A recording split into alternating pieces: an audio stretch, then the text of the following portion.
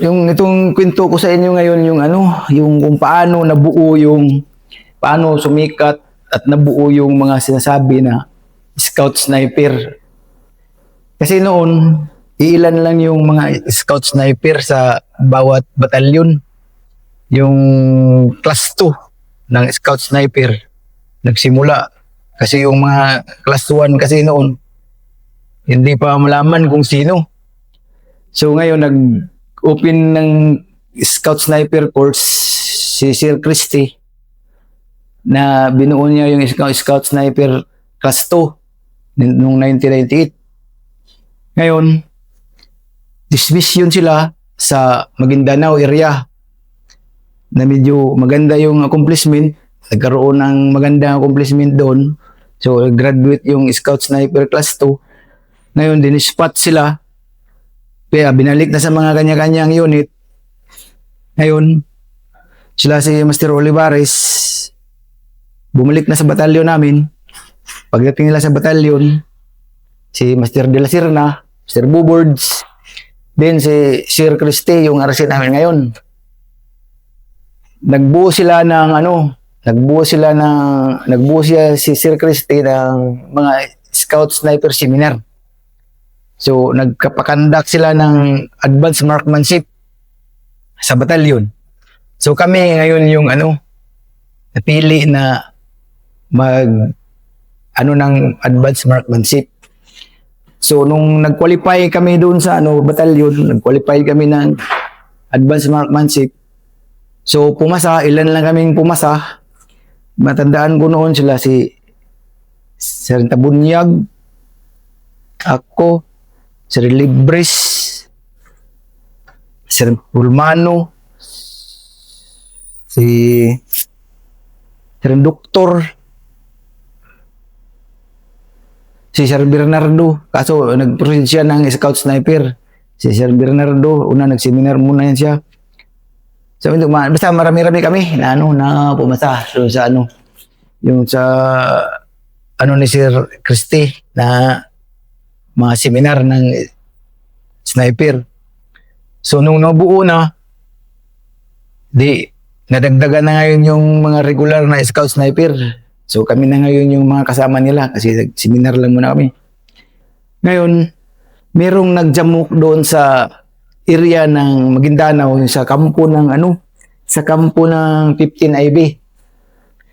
15 IB, doon open sila ng jamok, yung mga dad trainee doon sa sa may area ng Saripagwak, banda.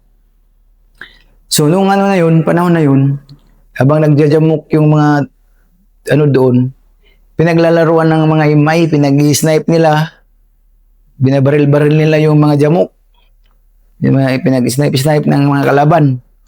So, ngayon, biglang yung batalyon, si Sir Cuballes, iba na Sir Cuballes, yung history namin noon, si Sir Naparite, yung CGP ngayon ng Philippine Army, Sir. Ngayon,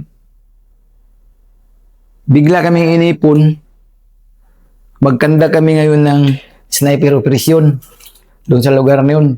I-counter namin yung mga nag-snipe doon sa mga nagjajamok sa 15 IB. So, kinuha kami ng tangke, dinala kami doon sa area ng 15 IB. So, bumaba kami, gabi, dumating kami ng gabi. Tapos, dineploy kami. Nakyat namin yung mga high ground na pwede naming mapustuhan. Tapos, naghiwa-hiwalay kami. Yung kasama namin, si Sir De La Serna, ako, si Sir Olivares. Yun yung matandaan ko lang na mga kasama namin. Tapos, sa kabila na grupo, iba din. So, doon na kami sa kabila. Pusto na kami doon, dinikita namin yung may 50 na push ng tropa. Doon kami dumikit kasi pag baritin namin yung kalaban, yung sniper ng kalaban, pag baritin namin, puputok yung 50 para hindi mabulyaso na nandoon kami. So, nung time na yun, merong dalawa na naghukay ng paksol. Naghukay ng paksol yung dalawa, yun yung naupihan namin.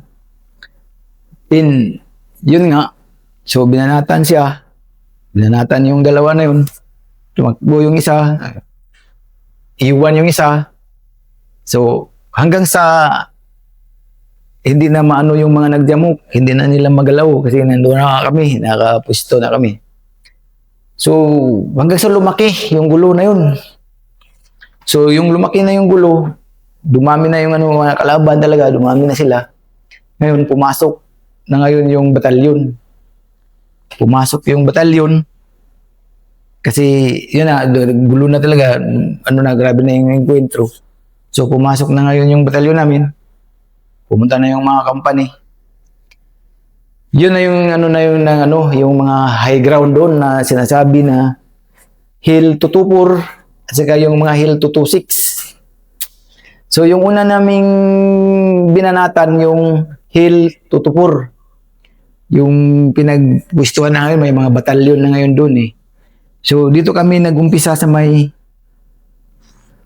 Bita Detachment. Yung may quarry doon, makyat doon.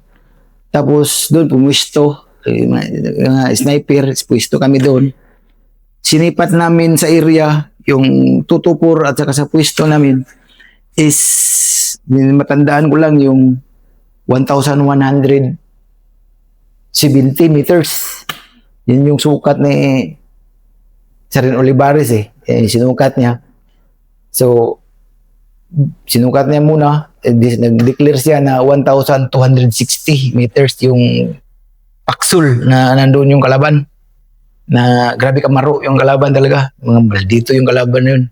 Kaya niluluko nila kami. Gagawa-gawa sila ng tao-tao na kugon, tapos lagyan nila ng uniforme. Tapos sila hilain, magtago, tapos bitawan, malalabas na naman. Kung tingnan mo sa malayo, tao talaga siya. Pero yun pala, dami lang. Nung nasilip na namin ng mayos, hindi siya tao. So ngayon, may umupo na kalaban doon. Binira ni Sarin Libres. Tinamaan yung gilid, yung may sako lang. So, nawala, nagtago yung kalaban. Ngayon, bumalik ulit yung kalaban, hindi muna namin binira kasi hindi kalaban yun.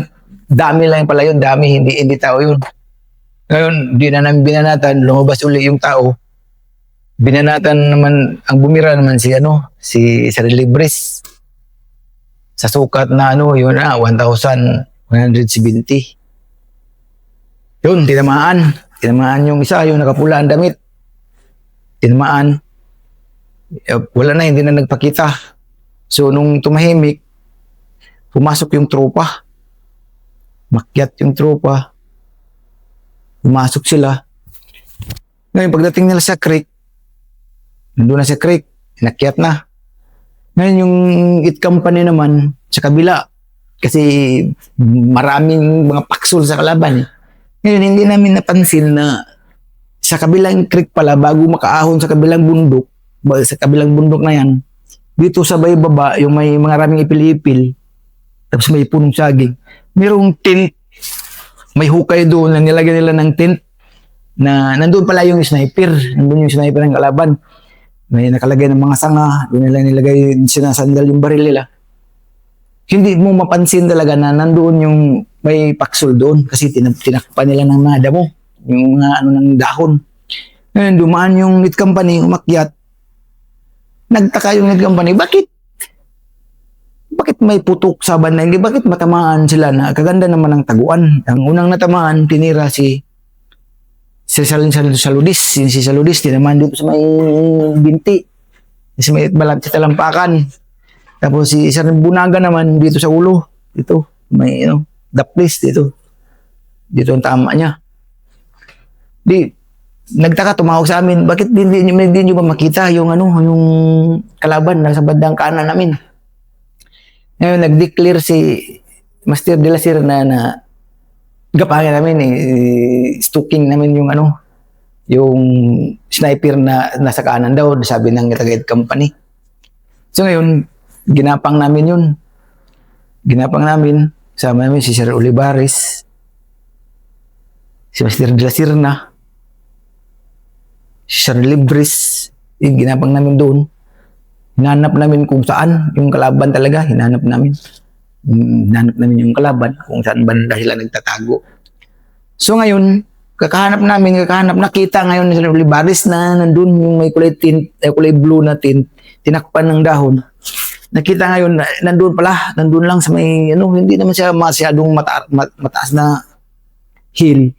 May mataas pang isa. Doon na sa baba, parang creek lang siya ba? Na maganda talaga na pwesto ng kalaban. So nasilip na namin, kaya yun, binira namin. Pinagtulungan namin doon, binanatan na namin. Hanggang sa, yun na, ano na yung kalaban. So nakaangat na yung tropa.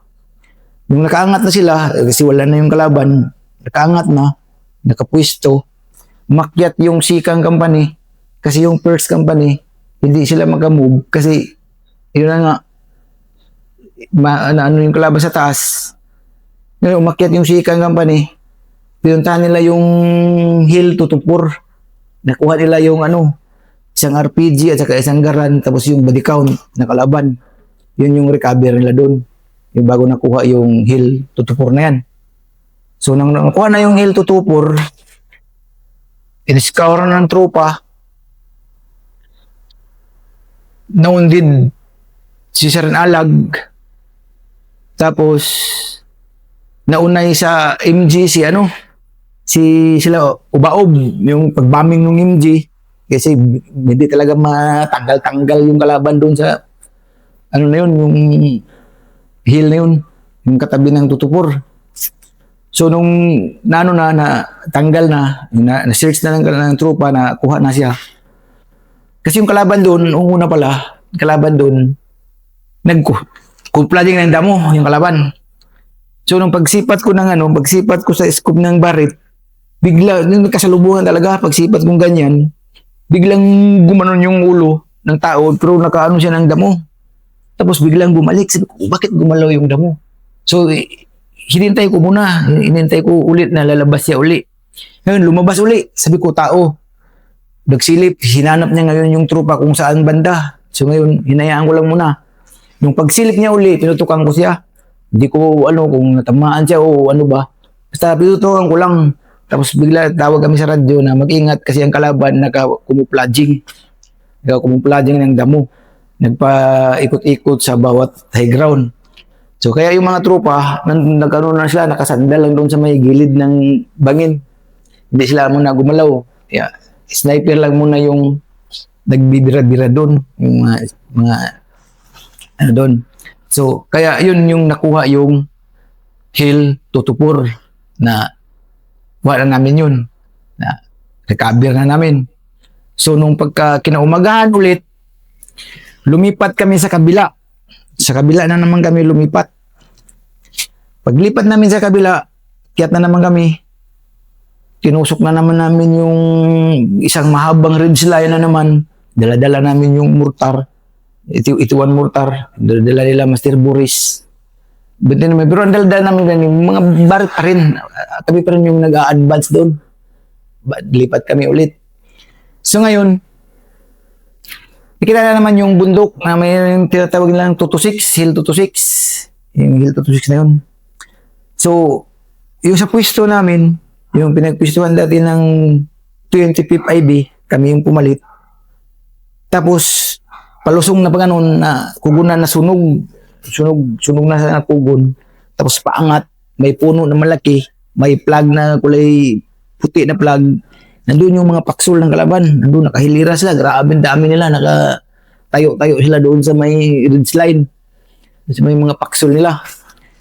So, nung nakaplaster sila doon, ng kalaban, so, hindi kami pwede na bababa kasi nakaganyan. Dito kami. Dito rin yung kalaban. Nakaganyan ang pwesto. Dito sila. Dito kami. Saan kami dadaan? Pag ganyan namin, wala, hindi pwede. Hindi talaga pwede na akyatin mo yan kasi nakaganyan kalbo, sunog, wala kami makubiran. So nandito yung isang kumpanya, yung 6 company sa kabila. Ganyan. So tumawag si Batcom na Sir Kubalis, bakit hindi pa kami gumalaw? Sabi naman ng CEO namin, Sir Bilyoga, Sir, mahirap yung pwesto. hindi namin pwedeng maakyat kasi wala kaming madaanan, kalbo. Mahirap sir, mahirap talaga. Hindi namin magalaw yan kasi wala kami pwedeng mapagdaanan. Baka sir, ang suggestion sir is yung 6 company ang aakyat.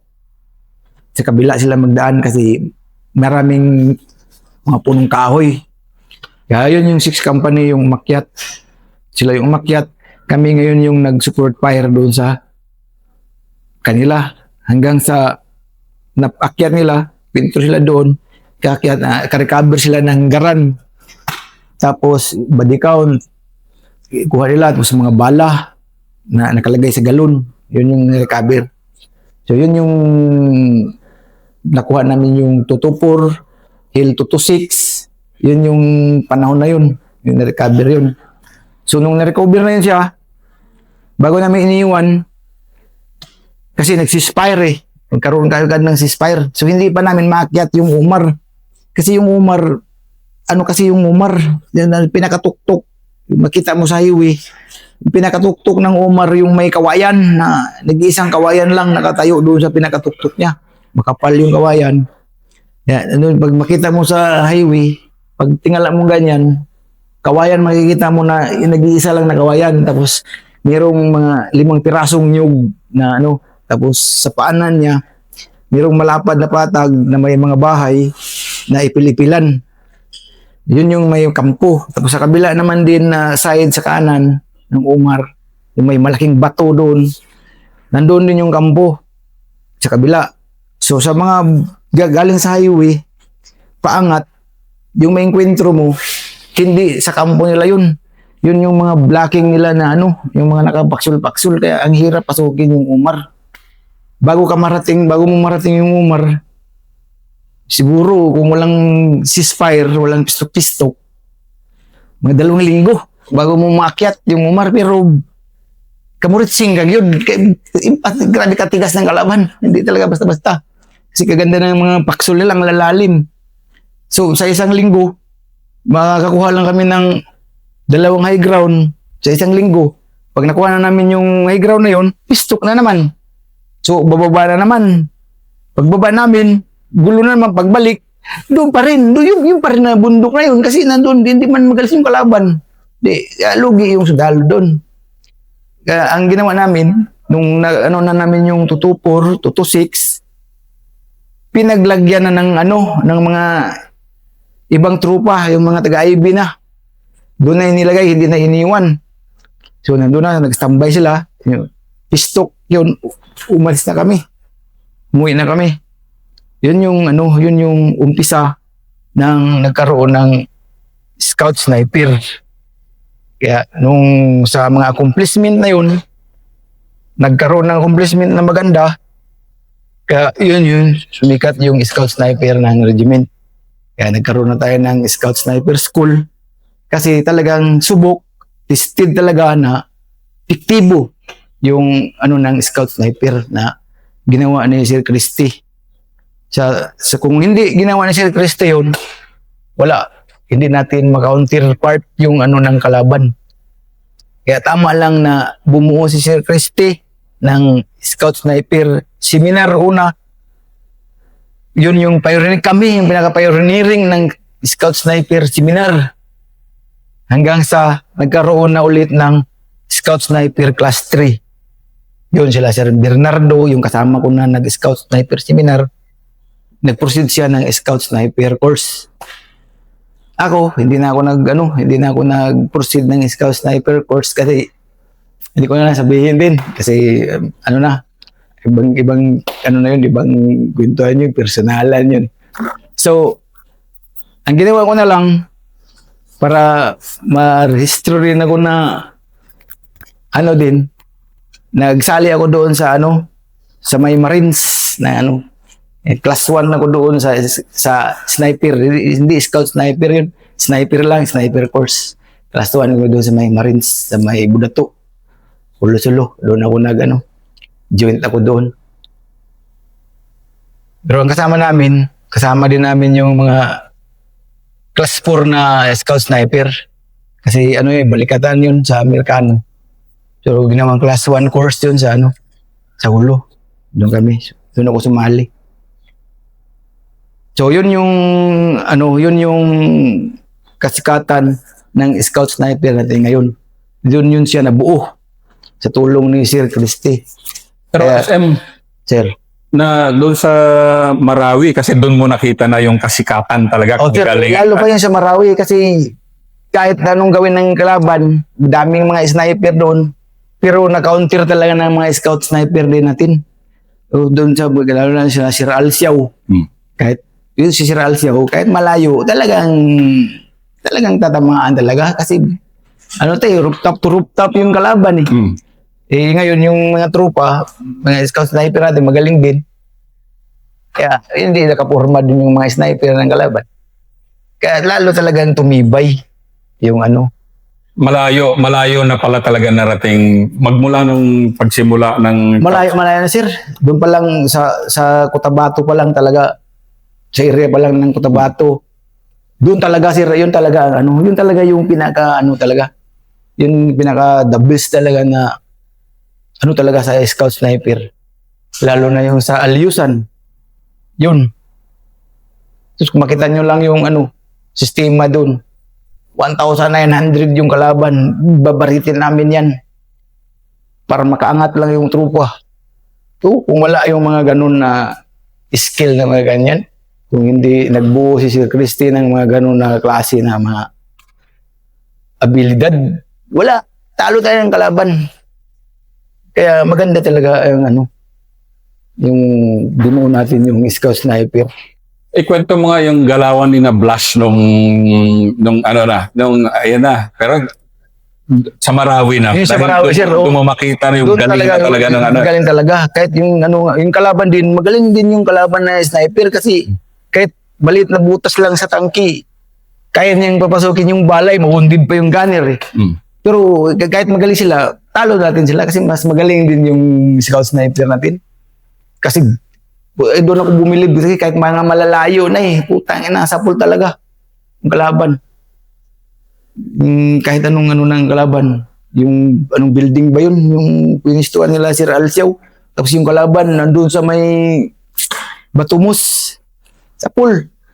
Kaya hindi na umaangat-angat yung kalaban dun.